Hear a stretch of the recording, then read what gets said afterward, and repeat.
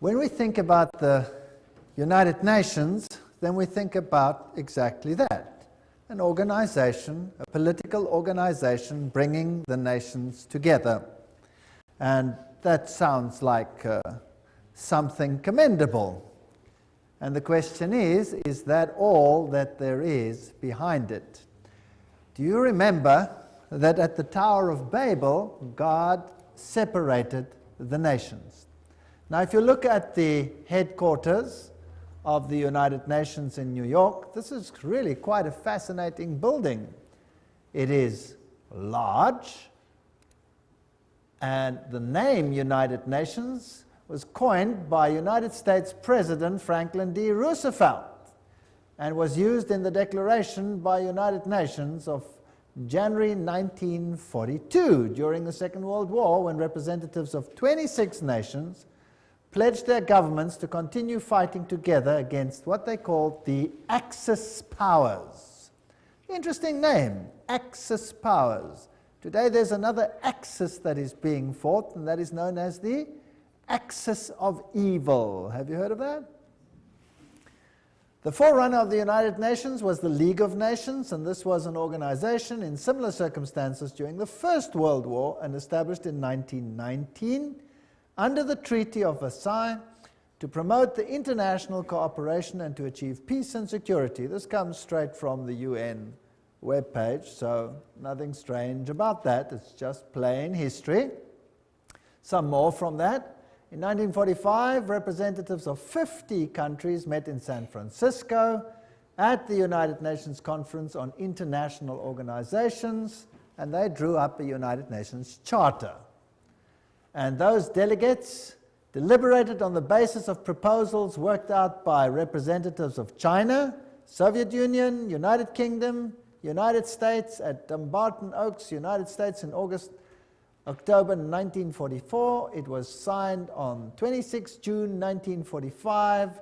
50 countries. Poland was not represented and became one of the original 51 member states. So it officially came into existence on the 24th of October 1945, when the Charter was ratified by China, France, Soviet Union, United Kingdom, United States, and by a majority of the other signatories.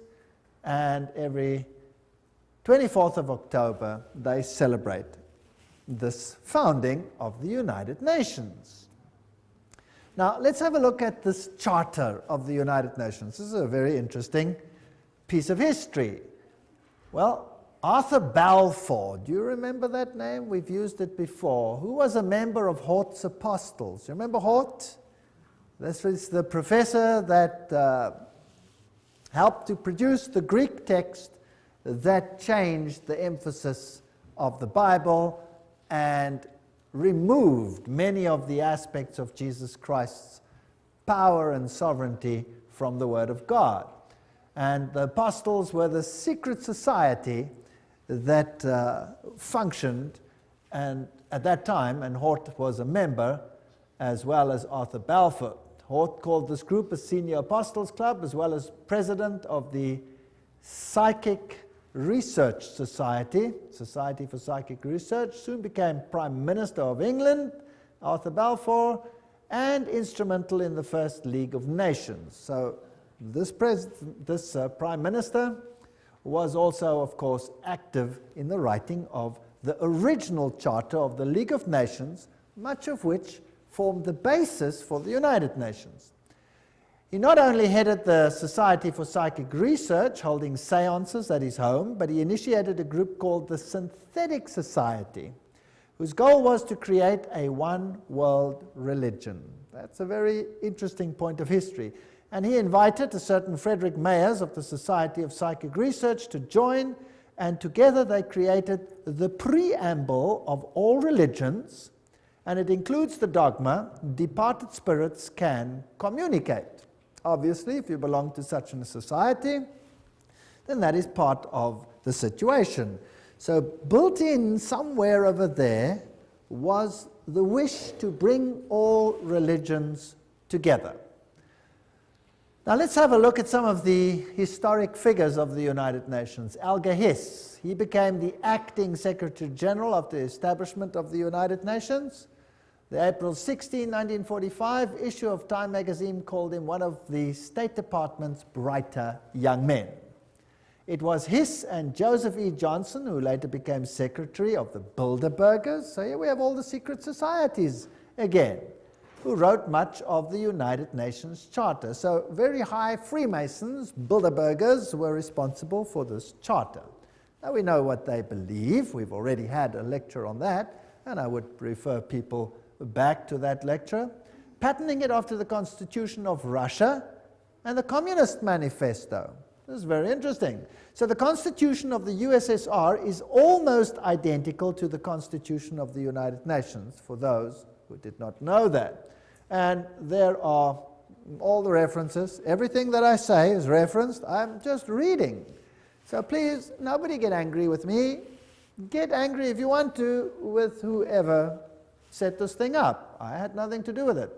Remember that I also pointed out in previous lectures who the responsible persons were for trying to bring all the nations together in a unitary government, and then behind the scenes another organizations to bring all the religions together. But this was not the primary or public domain. This was more the secret domain. Winston Churchill, he was the one who was also responsible, of course, after the war in setting up this whole organization. The creation of an authoritative world order is the ultimate aim towards which we must strive, and the United Nations formed part of that. Charles de Gaulle, who was also instrumental, nations must unite in a world government or perish. So the big figures involved had this philosophy. Then there is a man, I don't know how to pronounce his name, Trygve Lie. The first official UN Secretary General was a high-ranking member of Norway's Social Democratic Party, which was, by the way, an offshoot of the Third Communist International. And then came a man, Dag Hammarskjöld. And he was the second Secretary General. He was a Swedish socialist. He openly pushed communist policy. And then came U Thant, the third Secretary General, and he was a Marxist. So here you can see how the philosophy in the beginning was programmed. Now, I would like you to understand that this is not a method to go anti-capitalist, because the United States was a signatory of this charter. So why would the United States actually sign something that was so obviously contrary to their own philosophy? Well, if you remember the Hegelian principle, where two opposing viewpoints are set into the world, and neither of them is really the viewpoint you want to achieve, what you really want to achieve is a synthesis between the two. So what you see actually is you see socialists in the overriding capacity of Secretary Generals, although whether they have Marxist leanings or capitalist leanings at that level doesn't make any difference. The method is just to bring about a synthesis, which is the desired government of all of them. So out of this chaos, you eventually get whatever you want. Now, U Thant, he was, of course, one of the earliest Secretary Generals. He said, "World Federalists hold before us the vision of a unified mankind living in peace under a just world order. The heart of the program, a world under law, is realistic and attainable." Just to remind you of what we have said before. And of course, behind the scenes, always you have the papacy. As you can see in all of these lectures, the papacy always very heavily involved. Here is Pope Paul VI with Secretary General U Thant. Now this man was a Marxist. Or let's rather put it this way. Publicly, he pushed a Marxist agenda. But if he was a true insider, then he had neither agenda, and this was just for an appearance sake, as Hegel also said. So it is not surprising that here we have a handshake with another Secretary General, whose name was Waldheim. Now, what was the agenda, or what was the political view of Waldheim? Anybody know? Anybody want to venture a guess? Became public knowledge, and there was a huge outcry as a result. He was a Nazi. Yes. So you can see the Hegelian philosophy coming out here. There you have Marxism, antithesis. There you have Nazism, thesis, in between, synthesis. So it didn't really matter which of the philosophies they espoused, as long as the end result was the same. Pope Paul VI, by the way, is the first one to introduce this bent cross, or broken cross. Let's read about what this means. Pope Paul VI wrote a papal encyclical that called on the nations to abandon sovereignty to form a world government. So the Pope himself was behind this and actually called for such a government. And about this twisted cross, here's the quote for you. Paul VI made use of a sinister symbol used by Satanists in the 6th century that had been revived at the time of Vatican II. This was a bent or broken cross on which was displayed a repulsive and distorted figure of Christ, which the black magicians and sorcerers of the Middle Ages had made use of to represent the biblical term mark of the beast. Interesting quote. Yet not only Paul VI, but his successor, the two John Pauls, carried that object and held it up to be revered by the crowds, who had not the slightest idea that it stood for Antichrist. So that's a quote that's very interesting about the broken cross and what it stands for. So these are the figures behind, or the movers of the United Nations. A pope calling for such an order, the Secretary Generals picking it up, reiterating it on both sides of the political divide so that it would seem fair to both sides of the philosophy. Now, what about the spiritual aspect? There's one interfaith organization that is called the Temple of Understanding. And it has a newsletter which is called World Goodwill Newsletter. Now, we have to see what authority such an organization has, because there are many little organizations and they could just be, irritating little piddly little organizations. So who are these people who formed the Temple of Understanding with a newsletter, the World Goodwill Newsletter, an organization affiliated to the United Nations? It's always good to look at the founders. Well, founded by Juliet Hollister in 1960, the Temple of Understanding has one of its goals, the creation of a spiritual United Nations, in its work to promote understanding between religions on the basis of the oneness of the human family. Sounds good. The Temple has numbered among its members and supporters such influential world servers as U Tant himself. Well, there's the Secretary General. You can't go much higher than that. Eleanor Roosevelt. That's interesting. Thomas Merton, Jawaharlal Nehru, Anwar Sadat, Radhakrishnan, in addition to the main center of New York. So these are the top movers. So this is not some sort of little organization operating somewhere in the wings. This is a hub organization. And from where did they operate? Well, they were based at the Cathedral of St. John the Divine. That must be getting pretty boring by now, right?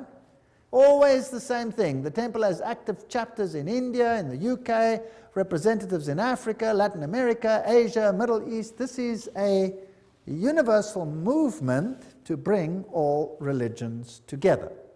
Now let's have a look at this interesting cathedral. There it is, the Cathedral of St. John the Divine.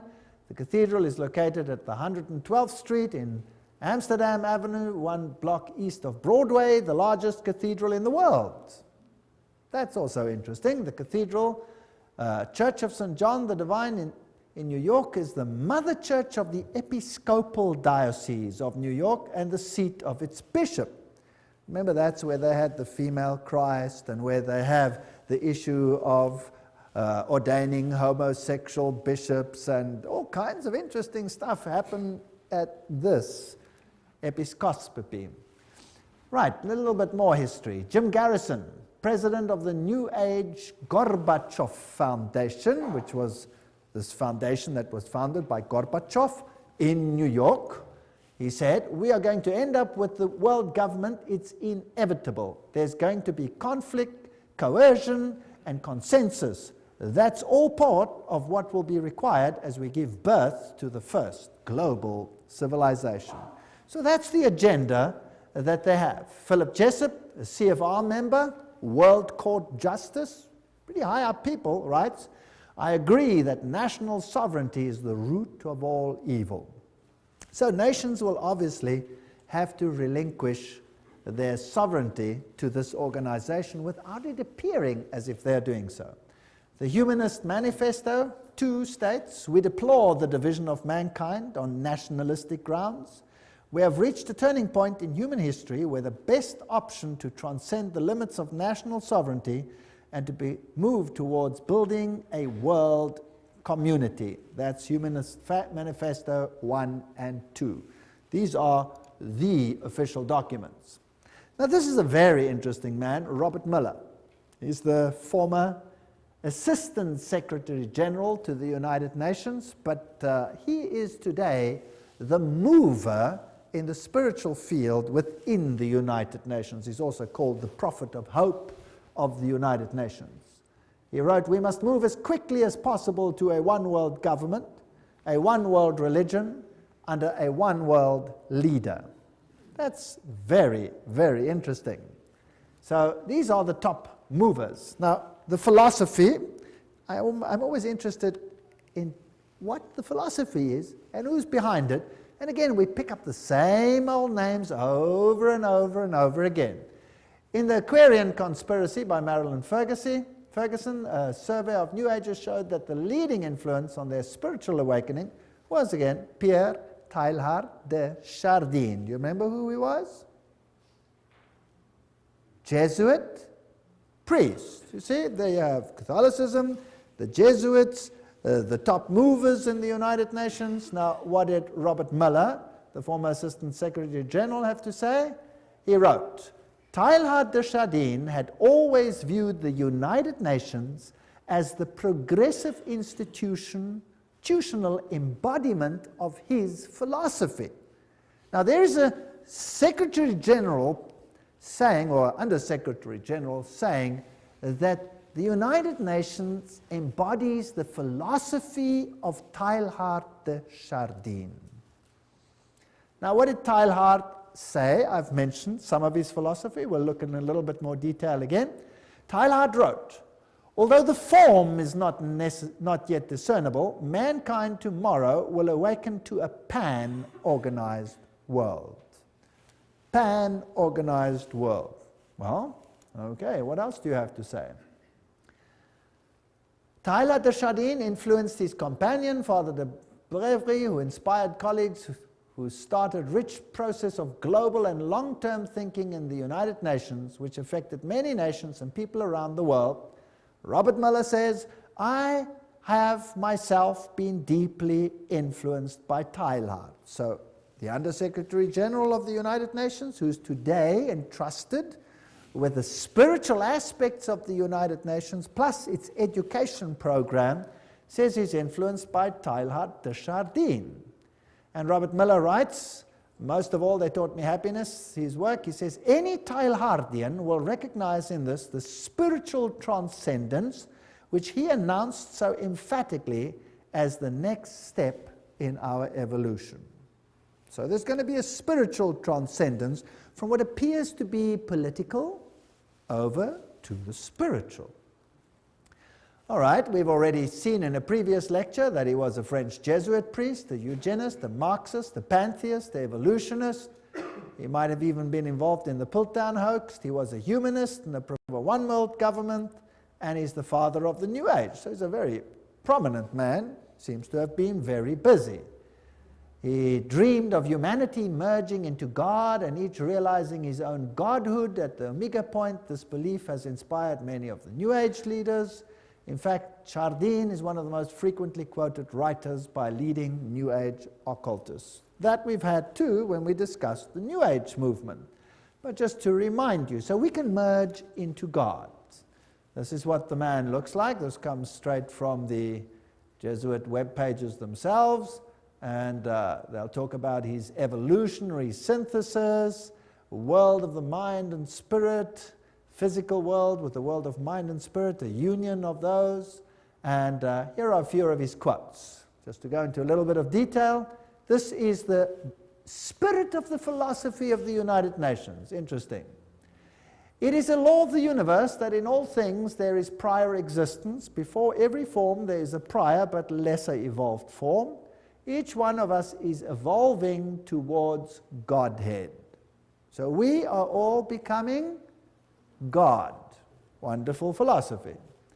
What I'm proposing to do is to narrow that gap between pantheism and Christianity by bringing out what one might call the Christian soul of pantheism, or the pantheist aspect of Christianity. That's fascinating. So God is in everything. God is not a separate entity. We ourselves are God, or part of God. If you are a pantheist, that's what you believe. I can be saved only by becoming one with the universe. That's pantheism. It's also the philosophy of Buddhism. I believe the Messiah whom we await, whom we all without any doubt await, is the universal Christ, that is to say, the Christ of evolution. Right, that's Teilhard de Chardin's philosophy. Isn't that interesting?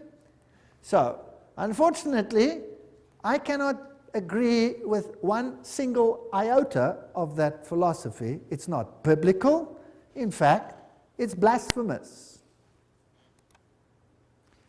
A general convergence of religions upon a universal Christ who satisfied them all. That's what Teilhard de Chardin said, Christianity and evolution. This is his quote. His quote. So a convergence of religion that satisfies them all. And he saw the United Nations as the embodiment of this philosophy. That seems to me the only possible conversion of the world, and the only form in which a religion of the future can be conceived. That means everybody must come together. Now, how do you get all the religions to come together and to bury the hatchets and their differences? You create a pain of separation, chaos, that exceeds the pain of unity. Is that understandable? That's how you do it. That's Hegelian philosophy. That is Freemason philosophy. So today we're in the pain stage, and the next phase will be unity or inexplicable pain. That's the choice. And mankind will quite readily choose which one? The lesser pain, obviously, to survive. Now let's have a look at all these secretary generals and whether they are actually embodying this philosophy or not. This is Dag Hjalmar Agne Hammarskjöld.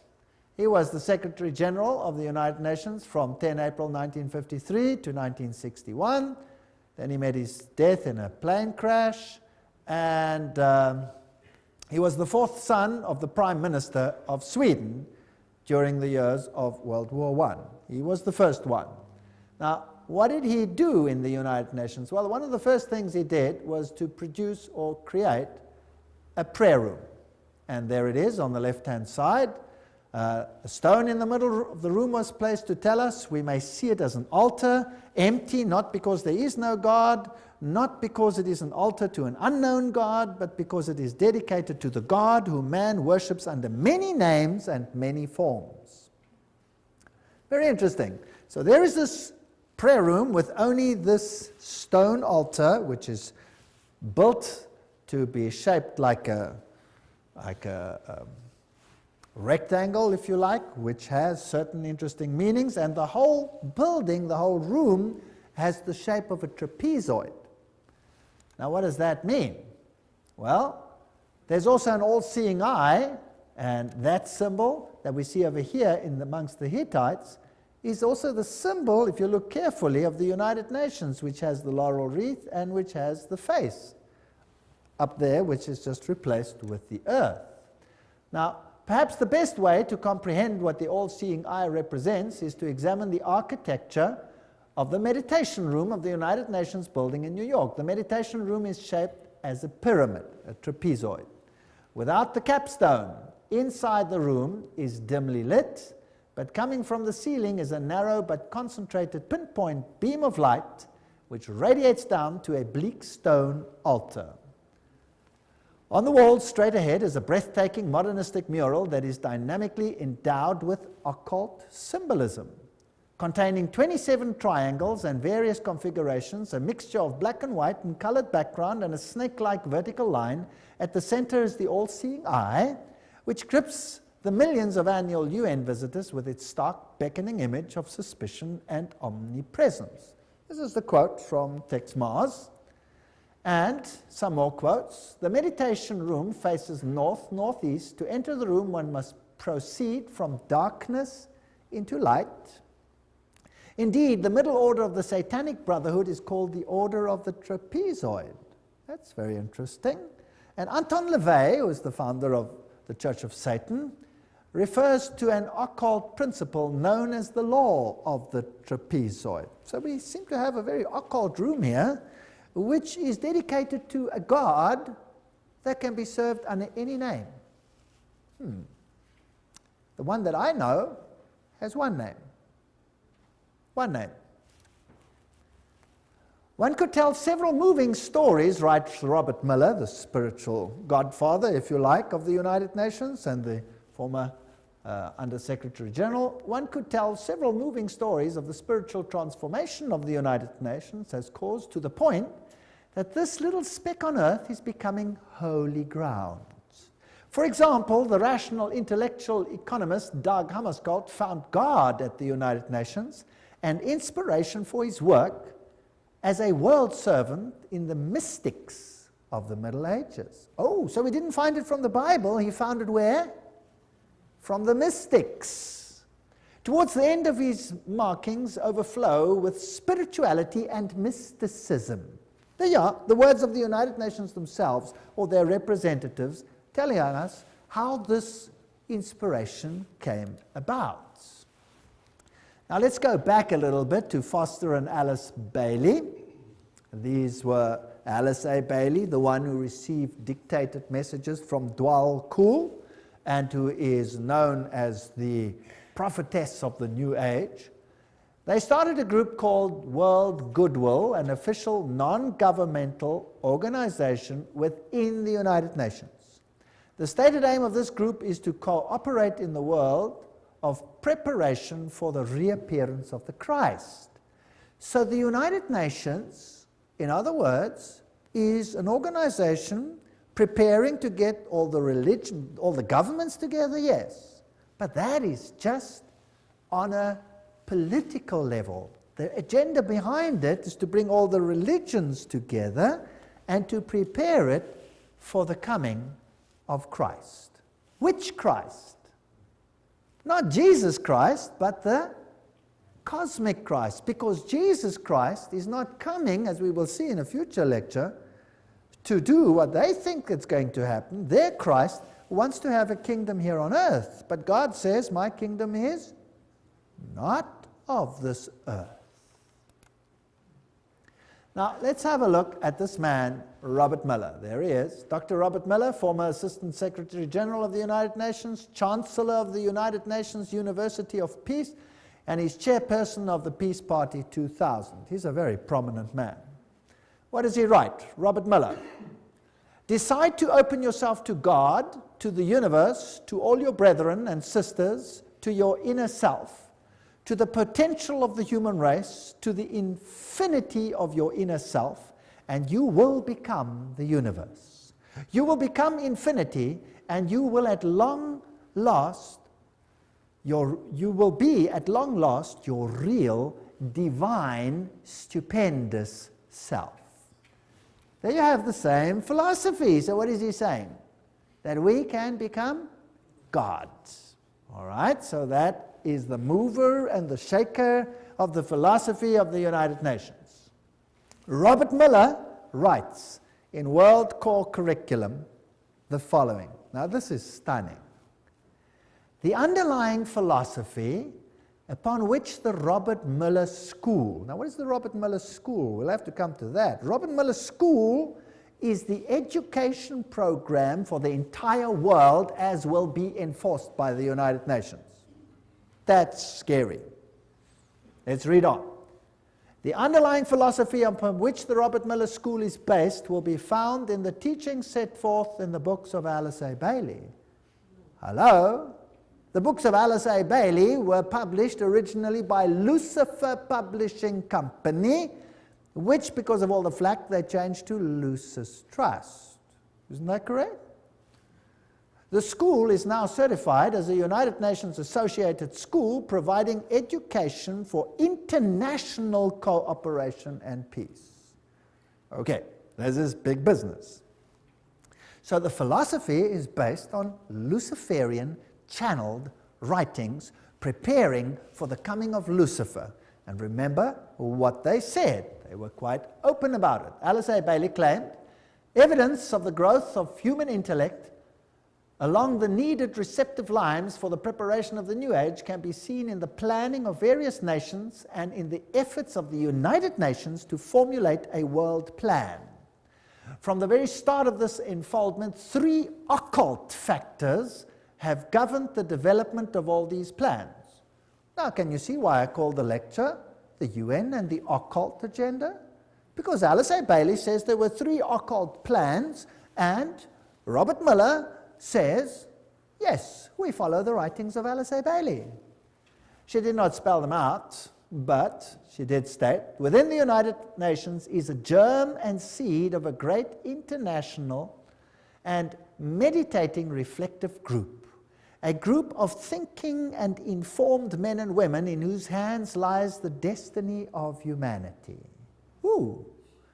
This is largely under the control of many fourth-ray disciples, if you could but realize it, and their point of meditative focus is the intuitional or Buddhic plane, the plane upon which all hierarchical activity is today to be found.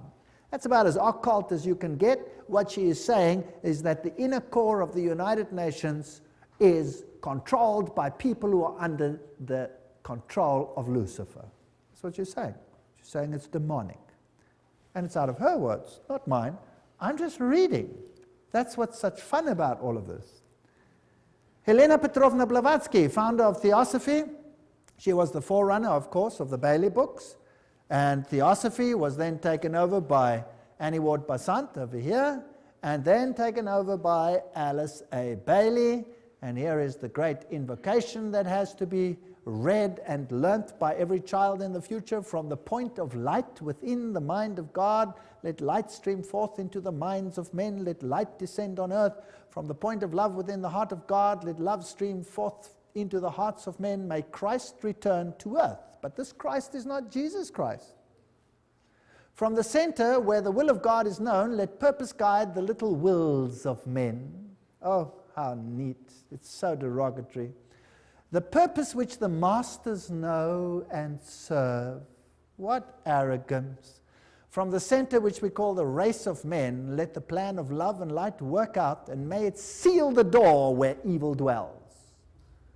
This is interesting. Which door is to be sealed where evil dwells? Well, if you know occult science, you'll know that they call light darkness and darkness light, and they say that Jesus is the evil one. We read all those quotes when we did the lecture on that issue. May it seal the door where evil dwells. Let light and love and power restore the plan on earth. Restore what plan? Restore whose plan? And who made it so that it is not restored? Well, who separated the nations? God separated the nations. What is the focus of the United Nations to?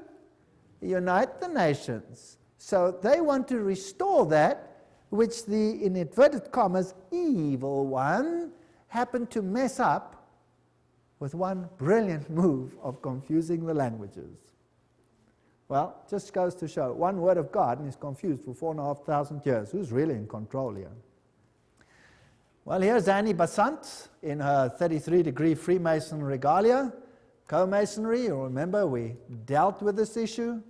The Theosophy textbook teaches immortality, reincarnation, the deity of man. Statements by this Dwal Kul, who also inspired Alice A. Bailey.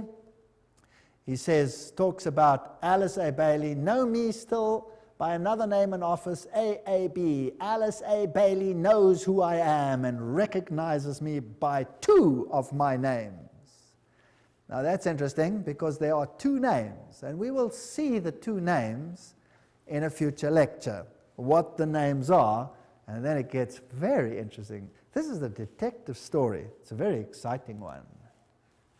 Well, the Bible says that they are spirits of demons, working miracles which go forth to the kings of the earth and to the whole world to gather them to the battle of that great day of God Almighty. Revelation 16:14.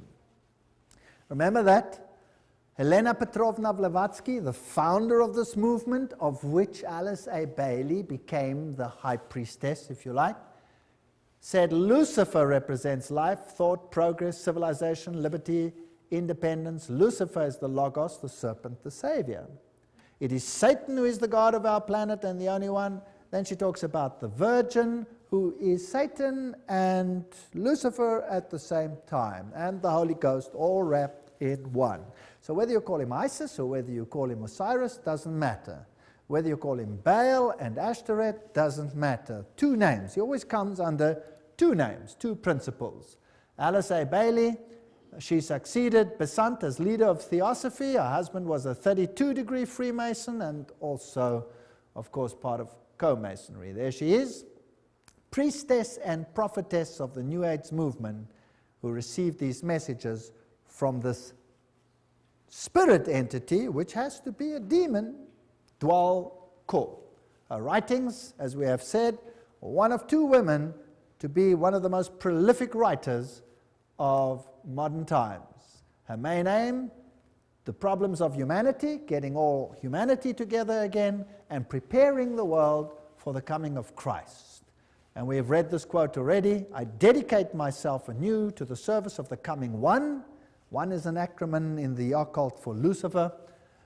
And will do all I can to prepare men's minds and hearts for that event. I have no other life intention.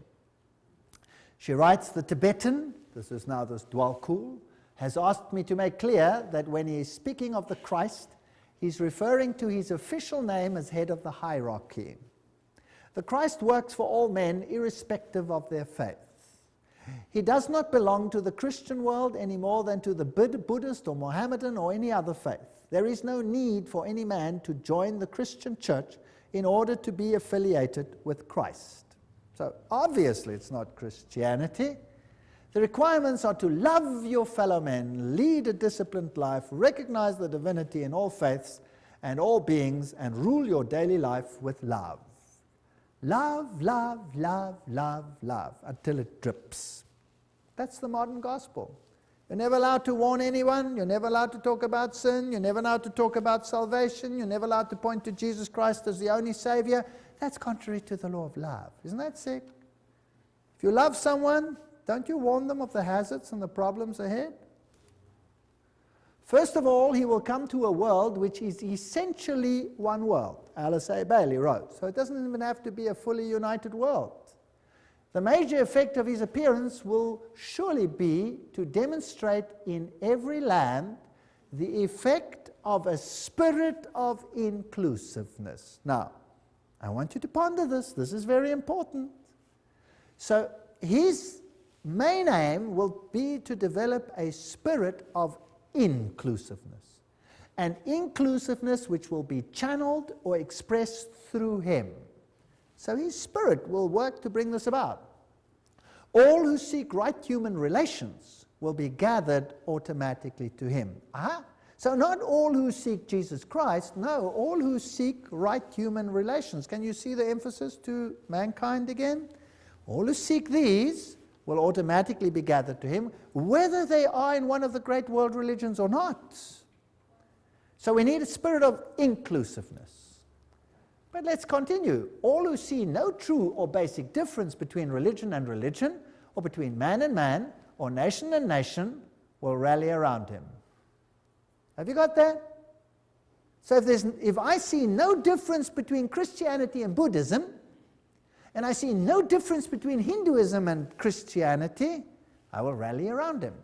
If I see no difference between the nations, I will rally around him. Now, those who embody the spirit of exclusiveness and separateness will stand automatically and equally revealed, and all men will know them for what they are. Ooh, nice. What does the Bible say on this issue? The Bible says, come out and be separate. The Bible asks for a spirit of separateness. The United Nations, by its very nature, has no option but to ask for a spirit of inclusiveness. But now, what if the high movers behind the scenes are actually occultists and Luciferians? Wouldn't that be kind of scary? Because who would be the head honcho of the team then, behind the scenes? Satan. Satan would be the head honcho. He would be the main guy. Now the trouble is that this difference, those who say come out and be separate, they're going to be in trouble. Those who say, well, let's be inclusive, they'll be okay. The reply comes with clarity. He will come unfailingly when a measure of peace has been restored. We don't have to have world peace, just a measure of peace. Alice A. Bailey continues, the major required preparation for the coming of the Christ is a world at peace. However, that peace must be based on an educated goodwill, which will lead inevitably to right human relations, and therefore to the establishments on lines of light between nation and nation, religion and religion, group and group, man and man. So the only way we're going to have this community is by putting everybody into the melting pot and becoming one. That means giving up your differences. Discover the members of the new group of world service whenever possible and strengthen their hands. Look for them in every nation and expressing many lines of thoughts and points of view. Remember always that in doctrine and dogma and in techniques and methods they may differ widely from you, but in love for their fellow man, that has become the religion of the new world. Not love for God, love for the fellow man. In practical goodwill and in devotion to the establishment of right human relations, they stand with you. They are your equals and can probably teach you much. So forget all about the religious differences. Promote ceaselessly the work of world goodwill so that every nation may have its own group of men and women dedicated to the establishment of right human relationships. The whole power has to shift to man rather than to God. It is on the foundation of this teaching that Christ will raise the superstructure of the brotherhood of man for right human relations on expression of the love of God. And this is all we hear in the sermonizing of the New World.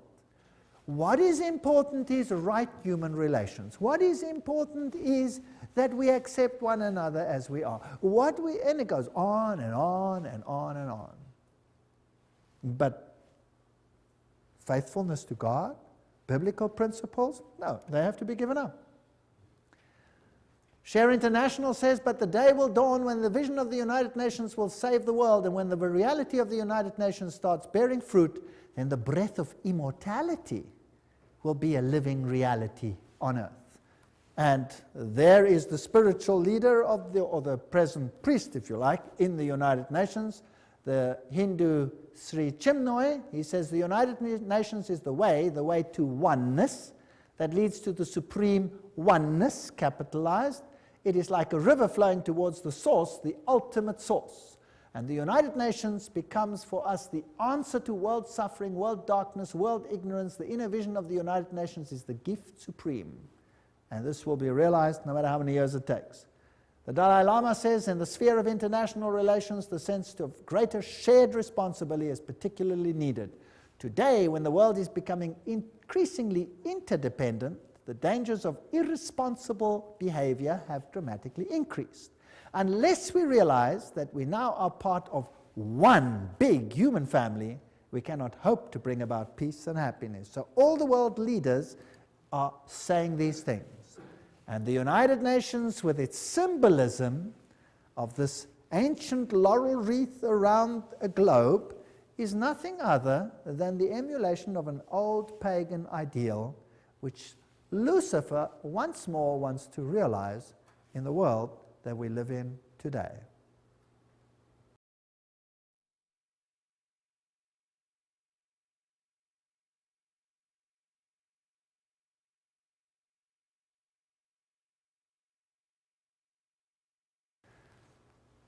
As we have seen, the symbol of the United Nations is very similar to the old Hittite symbol, where you had in the center the face of the sun god, and now you just have a web, if you like, a spider's web, which is the symbol of Lucifer, and the encompassing earth.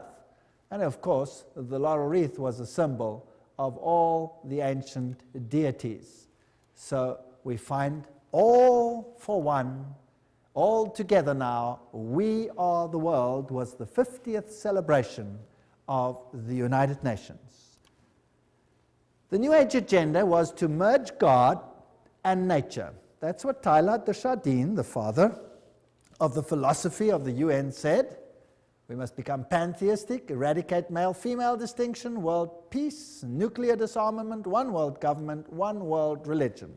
The organizations leading up to this, the United Nations, of course, Council of Foreign Relations, Trilateral Commission, Bilderbergers, Gorbachev Foundation, and the Club of Rome. And they've already put up a constitution which is known as the Constitution for the Federation of Earth. So we already have a world constitution.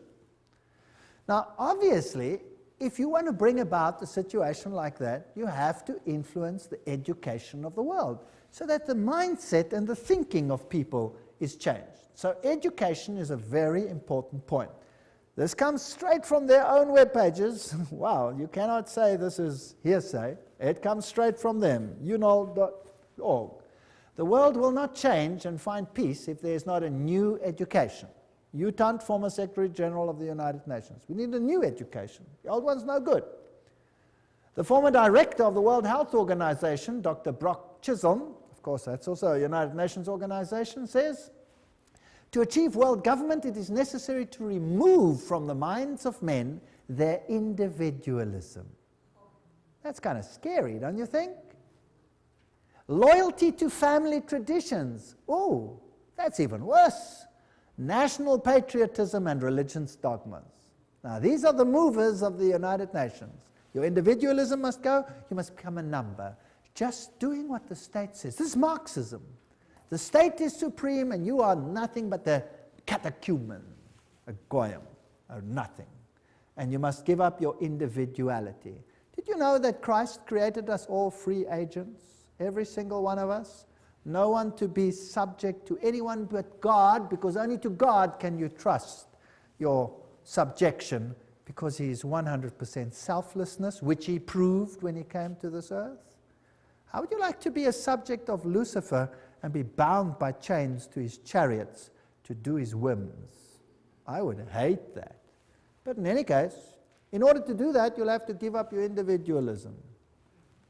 Now let's have a look again at this man, Robert Miller, philosopher, prophet of hope, top-level global statesman, and what a mighty man. He's the Chancellor of the University of Peace, created by the United Nations. He is the creator of what is known as the World Core Curriculum. That says everything. And he's known throughout the world as the father of global education. There are 29 Robert Miller schools around the world, more being established each year. World Core Curriculum earned him the UNESCO Peace Prize in 1989. He has recently drawn up a framework for world media coverage. What you see on your television is what you're supposed to see, not what you should see. As a public service, as well as a framework for planetary and cosmic consciousness.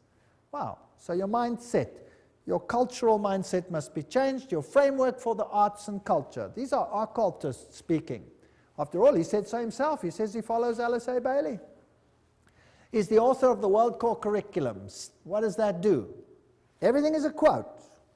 Steer our children towards global citizenship, earth-centered beliefs, socialist values, the collective mindset, which is becoming a requirement of the 20th century workforce. Your children will have to be modified. We are living in a frightening world. Good. Robert Mueller, what does he write about a World Core Curriculum? He says a World Core Curriculum might seem utopian today, but by the end of the year 2000, have we passed that?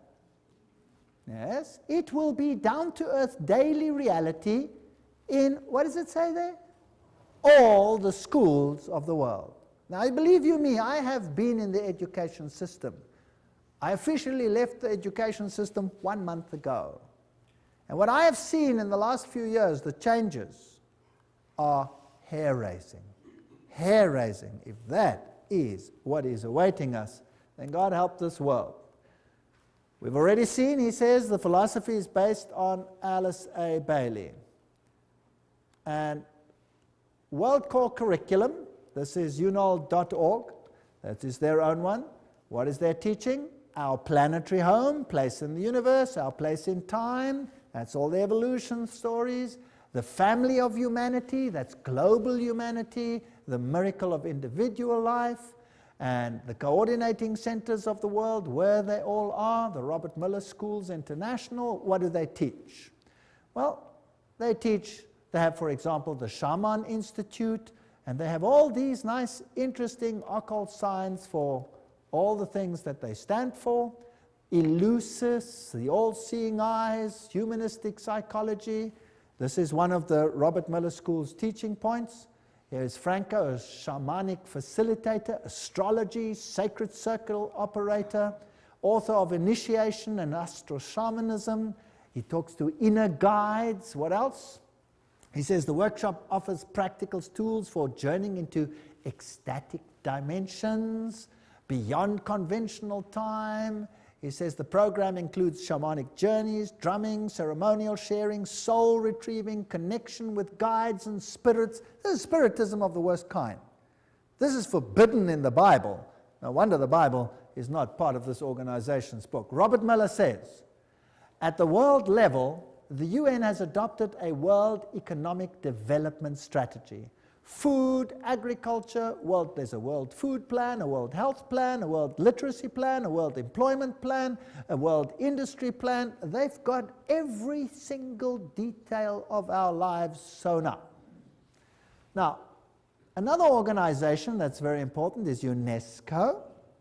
And let's just look at UNESCO. It's a sub-organization of the United Nations. Julian Huxley is the former director of UNESCO. He was Humanist of the Year. He's a theistic philosopher, member of the Communistic Colonial Bureau of British Fabian Society, and signer of the Humanist Manifesto too. That's not a very good recommendation as far as I'm concerned. Some more. Skull and Bones member Archibald MacLeish wrote the UNESCO Constitution. So he must be an Illuminati member, as we saw in that lecture on the secret behind secret societies. So Freemasons helped create the organization, a fervent international MacLeish. He is associated with one worldlism. Here's another one. Niebuhr is UNESCO's co-founder, and he signed Siecos. Now what does that mean?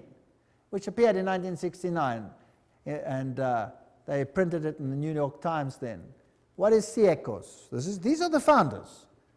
It is the position of Siecos that contraceptive services should be available to all, including minors, who should enjoy the same rights of free and independent access to contraceptive care as do others.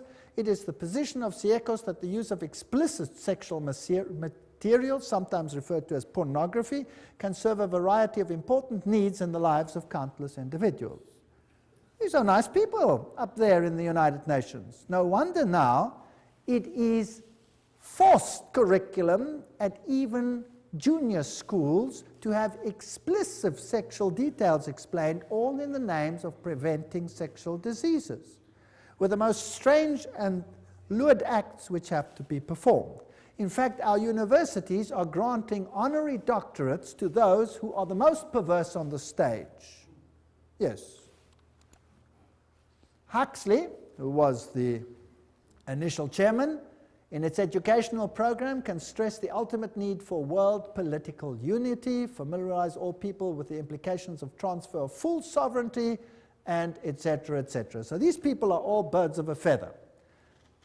UNESCO explains, if UNESCO is attacked on the grounds that it is helping to prepare the world's people for world government, then it is an error to burst forth with apologetic statements and denials. Let us face it, the job of UNESCO is to help create and promote the elements of world citizenship. When faced with such a charge, let us by all means affirm it from the housetops. That's what UNESCO says itself. So they're not denying anything. Under Huxley's guidance, they prepared a guidebook for teachers. Now, I would like the parents to take a note. Everybody with little children, or have children with little children, take note. What is the United Nations Guidebook for Teachers? It says, reminds them that the destruction of a child's love of country and patriotism is the first step in educating that child for world citizenship. Now let's have a look at what the guidebook contains.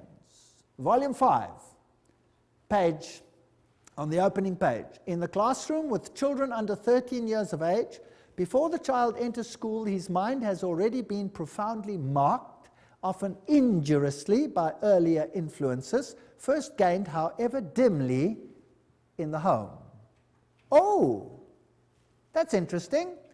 So this must be changed. Who's putting these thoughts into the minds of children then? The parents.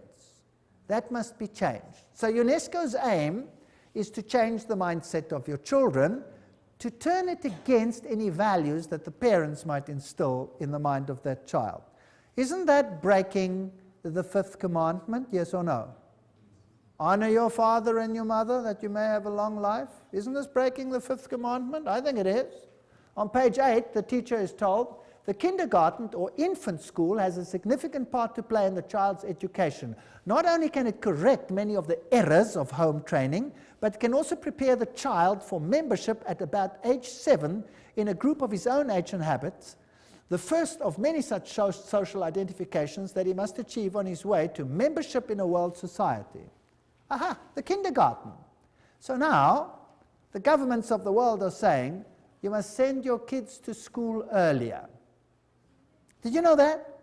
That the governments are beginning to say that? And England now passed a rule when? This year. This very year. Guess when kids go to school from this year onwards in England? Age 3.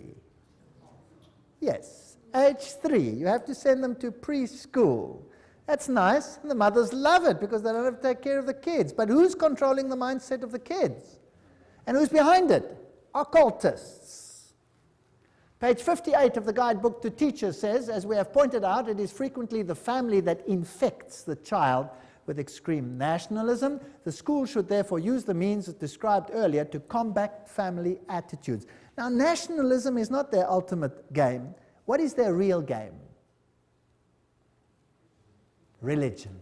Religion. Volume 5, page 11. In our view, history and geography should be taught at this age at a universal history and geography. The study of history raises problems of value which are better postponed until the pupil is freed from nationalist prejudice, which is present surrounds the teaching of history. So the whole mindset of the child must be changed in the teaching program, and this is UNESCO's aim. Not a very, well, noble aim, I don't think, because the authority of religion and parents, especially Christian religion, will be undermined. Now another organization comes in, this is called the Finhorn organization, and they promote ecological health and prosperity. Have you heard much about ecology in the world today? Yes. Now again, we have to find the links. You always have to do some detective work. Because Francis, this is Francis of Assisi, connected with nature, Pope John Paul II named him the patron saint of ecology. Now, St. Francis was the roommate of Ignatius Loyola, the Jesuit founder, just for interest's sake. It is on St. Francis Day that thousands of people flock to St. John the Divine, oh, how boring, Cathedral for the blessing of the beasts. Also, occultist Robert Miller, that's now the Under-Secretary General of the United Nations, former one, informs us that Francis has been declared patron saint of the United Nations. The Pope does it, United Nations follows. Who's really in control? The Pope. And there he is. If you want to, you can pray to him. If you don't want to, you can ignore it. The UN Secretary General U Thant formed the organization Planetary Citizens with New Age activist Donald Keyes. Now we're getting the links. There's the top man of the United Nations with Donald Keyes. Planetary Citizen is now a global government organization within the UN specifically devoted to preparing people for the coming of a new culture. Now let's go on with Donald Keyes. He's together with U Thant. Donald Keyes has been actively involved in Finhorn. Have you got the link? United Nations, Secretary General U Thant, Donald Keyes, Finhorn. In Scotland and writes regularly for its magazine One Earth. Keyes wrote, "The New Age groups are focusing on entering a new stage, a world-related stage. They are becoming mature enough to begin to shoulder some of the load of humanity's burdens. The spread of New Age values as unifying yeast in the human loaf may be the critical ingredient for successful emergence from the 1980s onwards." Now let's see what Finhorn is all about. Here we go. Their logo is the flame of Lucifer. They use occult symbols. They use the lotus flower. They talk about divinely ordinary, divinely human. So what are they saying? We're God, and God spoke to me. Now who's that God that speaks to them? Well, let's ask their spokesman. This is David Spangler. There's one of his books, Parent as Mystic, Mystic as Parent. So this is what your education is going to do to your kids. Do you know that? David Spangler, co-director, spokesperson for Finhorn community in northern Scotland. That's what it looks like today. Let's see what he says. He writes in the Reflections of Christ, "The true light of Lucifer cannot be seen through sorrow, through darkness, through the rejection. The true light of this great being can only be recognized when one's own eyes can see with the light of the Christ, the light of the inner sun. Lucifer works within each one of us to bring us to wholeness." And as we move into the new age, which is the age of man's wholeness, they love that word, wholeness. Each of us in some way is brought to the point which are termed Luciferic initiation.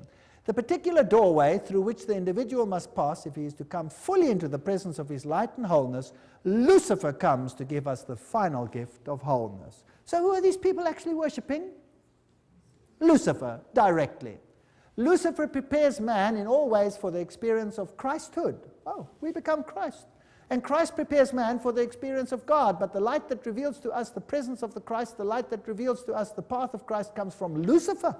He is the light giver. He is aptly named the morning star because it is his light that heralds for man the dawn of a greater consciousness. David Spangler. There he says it, straight out. David Spangler writes, "We can take all the scriptures and all the teachings and all the tablets and all the laws and all the marshmallows and have a jolly good bonfire and marshmallow roast because that is all they are worth." Okay. I don't think they like the Bible very much or the law of God. These are the movers and shakers of the United Nations. They're waiting for a new economic order. Well, I'm not going to go into those details.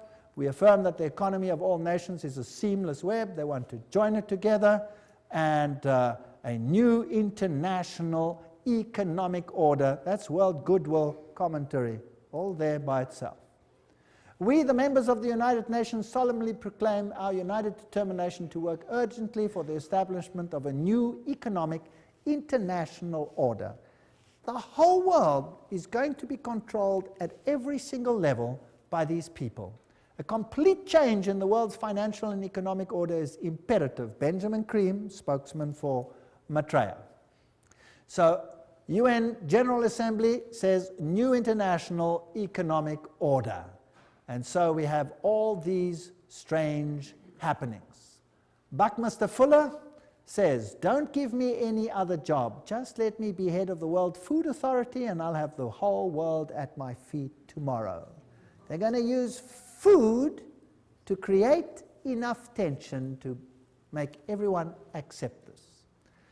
Benjamin Cream also wrote, the industrialists, economists, administrators of great experience and achievement, who with a hierarchy, that's a bunch of demons, by the way, have worked out plans and blueprints which will solve the redistribution problems of the world when the political will is there to implement them. So that means when they start stealing from those who have and give it to all the others. Maitreya himself, this New Age Christ. The UN is the major hope of the world. In its interrelationships, we can see democracy writ large, the symbol for the expression of God's will that men call goodwill. With the advent of the Christ, this goodwill will bring all men and all nations into correct relationships and create the necessary circumstances for the expression of that synthesis which will be the outstanding keynote of the coming civilization. In this vast enterprise, the UN will play a major role. Remember Revelation 17? The 10 horns you saw are 10 kings who have not yet received a kingdom, but for 1 hour will receive authority as kings along with the beast. They have one purpose, to give their power and authority to the beast, and they will make war against the Lamb. 10 regions, according to Gary H. Carr, the Club of Rome divided the world into and wrote the new constitution. And we have this new civilization, and it was held at the Fairmont Hotel, Masonic Auditorium in San Francisco. Conference document says, we are experiencing the birth of a first global civilization, a historic, timely global initiative, 1995. And there it was, and they were ready for it. CIA, NATO, MI5, CRI, all of these have occult symbols in them, which we don't have to go into details. The Trilateral Commission, the 666, the 666 is in the Federal Reserve. SSS, that was the original 6th letter of the Greek alphabet. F is the 6th letter of our alphabet. This all spells 666. Now, what about these world religions? Now, this is the crux of the matter. And if we can concentrate on this issue tonight, this will be the hub of what is going to happen. Was it not inevitable that the UN would sooner or later also acquire a spiritual dimension? That's what Robert Miller says, the big man behind world education, world media, University of Peace, all of these things. Robert Miller writes, there's a famous poster which shows Christ knocking at the tall United Nations building, wanting to enter it. I often visualize in my mind another, even more accurate painting, that of the United Nations, which would be the body of Christ. Interesting. Doesn't Christ say, my kingdom is not of this world? So this is another kingdom, and this Christ is definitely not Jesus Christ. He then refers to Pope John Paul said that we are stone cutters and artisans of a cathedral which we might never see in its finished beauty.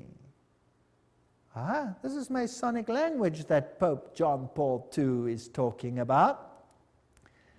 The tapestry of its work encompasses the total condition of humankind on this planet. All this is part of one of the most prodigious pages of evolution. It will require the detachment and objectivity of future historians to appraise fully what happened in the last third of our century and to understand the real significance of what the United Nations was. No human force will ever be able to destroy the United Nations. Very interesting.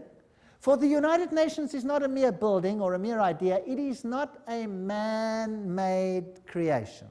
This is Robert Miller speaking, former Under-Secretary General of the United Nations. If it wasn't man-made, then who made it? Who made it if man didn't make it? Well, they told us who the leader is in so many words. Who is he? Lucifer. Okay. The United Nations is the vision light of the absolute supreme Masonic signal language, which is slowly, steadily, and unerringly illuminating, you know the buzzwords by now, the ignorance, the night of our human life. The divine success and supreme progress of the United Nations is bound to become a reality. At his choice hour, the absolute supreme will ring his own victory bell here on earth through the loving and serving heart of the United Nations. Wow, this is a bomber. He's going to ring his victory bell. Thank you, Robert Miller. What else do you have to say? on the issue. Decide to open yourself to the potential of the human race, to the infinity of your inner self, and you will become the universe at long last, your real divine self. That really puts it all in the picture.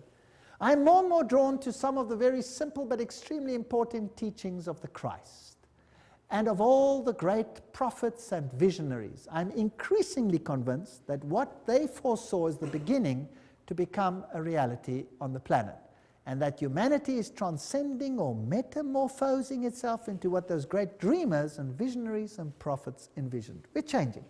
We're going to undergo a change. The world's major religions in the end all want the same thing. Do they? Even though they were born in different places, different circumstances, what the world needs today is a convergence of the different religions in the search and definition of the cosmic and divine laws which ought to regulate the behavior on this planet. Worldwide, spiritual ecumenism, expressed in new forms of religious cooperation institutions, would probably be closest to the heart of the resurrected Christ. Thank you. Very interesting. Peace will be impossible, Robert Muller speaking, without the taming of fundamentalism. Through a united religions that professes faithfulness only to the global spirituality and the health of the planet. So fundamentalism has to be tamed. Let's start with Islam. Where do you think they will end? Certainly with Christianity. The New World religion must be based on those truths which have stood the test of the ages. They are steadily taking shape in human thinking, and for them the United Nations fights. My great personal dream, writes Robert Muller, is to get a tremendous alliance between all the major religions and the United Nations. Well, this is fascinating stuff. There will not be any dissociation between the universal church and the sacred lodge of all true Masons and the inner circle of the esoteric society. That said Alice A. Bailey. Robert Muller says that's their philosophy. So there you have it. Freemasonry, Luciferianism. This is the kingdom on earth. June 1995, an Interfaith Summit conference was held in San Francisco for the purpose of uniting the world's religions into a global organization, the United Religions Organizations, called UR. It will be an international, interreligious organization modeled after and affiliated with the United Nations. According to its literature, so it's Howard Dispatch Ministry, the URO launched its written charter in June 1997. The institution should be fully in place by June 2000, globally operational by June 2005. How far is that off? Oh, that's just around the corner. I get excited. Cooperating closely with the UN and its organizations to complement the UN's political, diplomatic, etc. The Interfaith Conference, Anglican Bishop William E. Swing issued the challenge for a new global civilization. He said, "We stand on the threshold of a new world order that may be defined either by an increasing polarization that fuels a spiral of escalating conflict and violence, or by growing global cooperation that calls the human race to work across national, ethnic, and religious boundaries to serve a larger global good." See where we're heading? Robert Muller, and this is very exciting, Dispatch magazine. "Do not worry if not all religions will join the United Religions Organization. Many nations did not join the UN at the beginning, but later regretted it and made every effort to join. It was the same with the European community. It will be the case with the world's religions, because whoever stays out or aloof will sooner or later regret it." Wow. Now, that's fascinating. Where are we going? Sooner or later regret it.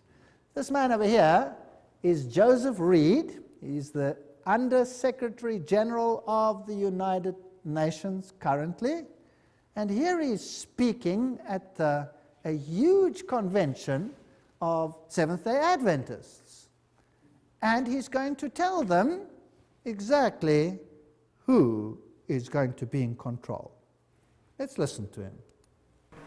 I make this appeal because the United Nations is also your organization, our world organization, your United Nations. Delegates, please remember, the United Nations is the only machinery we have for collective cooperation among all nations. It is the only worldwide institution for furthering development. The United Nations is the only universal mechanism for protecting human rights. The United Nations is the only shared framework for strengthening international law. Delegates, the United Nations is not one of the luxuries of international life. The work of the United Nations is of vital importance for the betterment of life on our planet. That's very fascinating. The United Nations is also your organization. It is the only body for this, that, and the other. Now, that's not the speech he wrote. He read it for Kofi Annan, the Secretary General of the United Nations. Now, I have a problem. I don't want to be part of a Luciferian organization. I certainly don't want to be. That's just me, personally. The mystical tradition in the mainline denominations easily interact with those of the heathen religions of the world. Meditation practices, visualization techniques, breathing exercises are now being used to tap into spiritual realm, and such religious leaders as the Pope and the Dalai Lama are very much on the same plane. Discernment Newsletter, 1996. A religion to fit everyone. Goals of this one world religion, world goodwill, remember this is all UN-affiliated organizations, founded by the very highest level of people. The churches and the world religions should indicate the unity within all facets of truth, which will provide a universal platform, one to which all men everywhere could give allegiance. Such a platform should include the truth that all men are divine. Thank you. Can we do that? Yes or no? I hope not. The truth that evolution governs the growth of the human being. I don't believe in that either. Each individual is a god. All men are divine, and the belief in evolution, the fact of immortality and of eternal persistence, reincarnation, arising from man's essential divinity. The Bible clearly teaches us that there is no such thing as reincarnation, for it is appointed unto men once to die. These are all taken from direct quotes.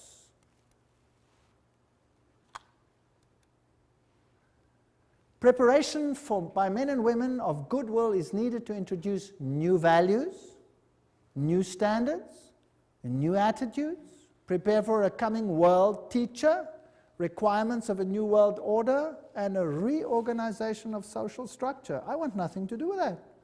I want nothing to do with that. Alice A. Bailey writes, the same old formulas, the same old theologies, the same old interpretations are deemed adequate to meet men's modern needs and inquiries. They are not.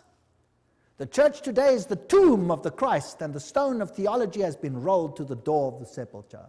Oh, Jesus and his theology, goodbye, goodbye. She writes, the day is dawning when all the religions will be regarded as emanating from one great spiritual source. All will be seen as unitedly providing one root out of which the universal world religion will inevitably emerge.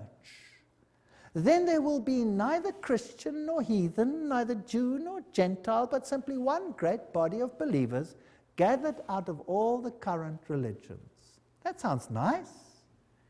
But whose religion will it be? They will accept the same truths not as theological concepts, but as essential to spiritual living. They will stand together on the same platform of brotherhood and of human relations. They will recognize divine sonship will seek unitedly to cooperate with the divine plans. Such a world religion is no idle dream, but something which is definitely forming today. World Goodwill Letter, 1993, quoting it. These are United Nations organizations. So obviously, the world is going to move towards this unified platform, and there will be some who propagate a spirit of separateness. Is that correct? Can we see that emerging? And then there will be conflict. And Robert Miller says that those who do not want to go along with this will sooner or later come to regret it. So obviously we're heading for a clash. Thus the expressed aims and efforts of the United Nations will be eventually brought to function, and a new church of God gathered out of all the religions and spiritual groups. Wow. A new church of God. I don't want to be part of that new church of God. I find it nauseating.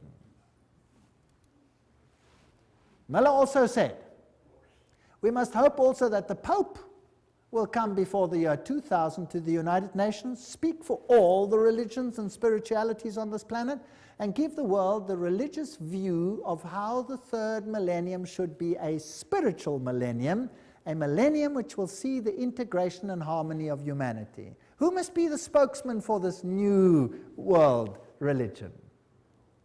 The Pope.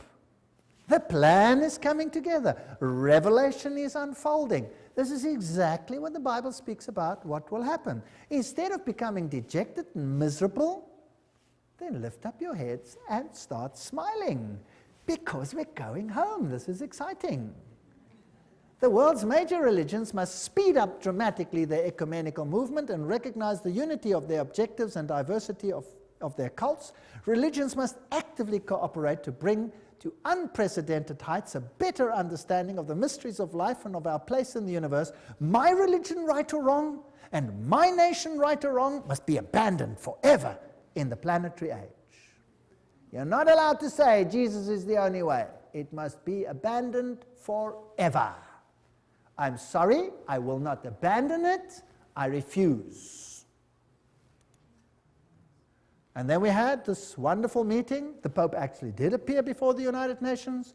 And then they came together in this massive rehearsal at the United Nations, where they formed this new ecumenical initiative funded by Ted Turner. And the whole world is gathering into one new religious pot under the United Nations. And I saw one of the heads, as it were, wounded to death, and his deadly wound was healed, and all the world wondered after the beast. Revelation 13:3. Joshua 24:15. And if it seems evil unto you to serve the Lord, choose you this day whom you will serve, whether the gods which your forefathers served that were on the other side of the flood, or the gods of the Amorites in whom you dwell. But as for me and my house, we will serve the Lord. That's the decisions we have to make. Those are the issues before us. And the sad thing is, I'm not making this up. I'm just reading it off the screen. I'm really not making this up.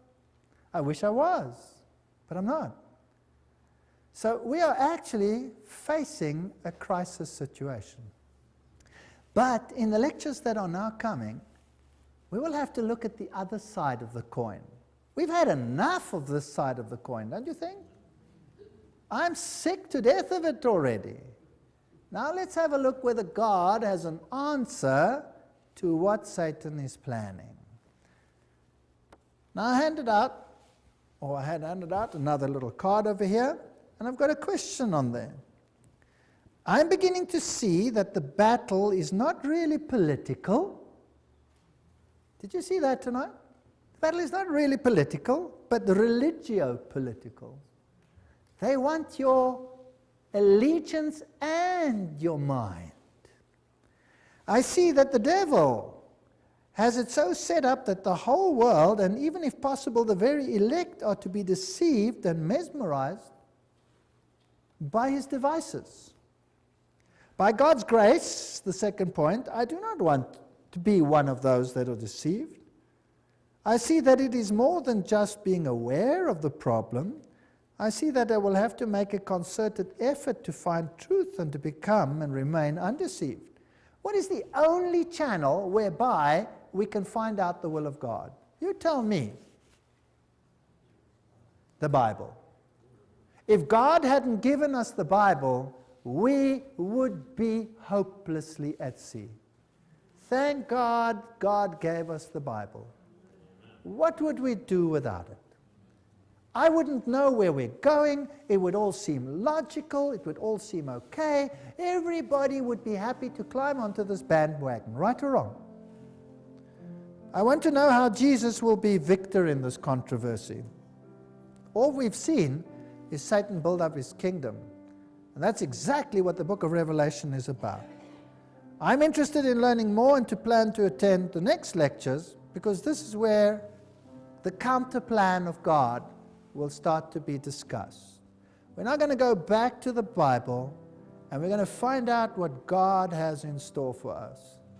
But if I could just be so daring as to ask, just show me your hands if you want to. Who sees that Jesus is being eradicated from the world plan? Who sees it? Wow, so there's a total onslaught on Jesus Christ. And we are just caught in the battle. Isn't that right? We're just caught in the battle. So what hope have we got of changing the status quo? None. None. If you think you can change this, forget it. We have no hope. Who is our only hope? Jesus Christ. He is our only hope. Without him, we are nothing. And that's why I can stand here today, because I know there's nothing I can do, but he can do something. He's even made it possible for me to stand here and speak to you. Isn't that great? All things are possible. Do you know that I've given these lectures in a Masonic hall? Yes. All things are possible. Absolutely amazing.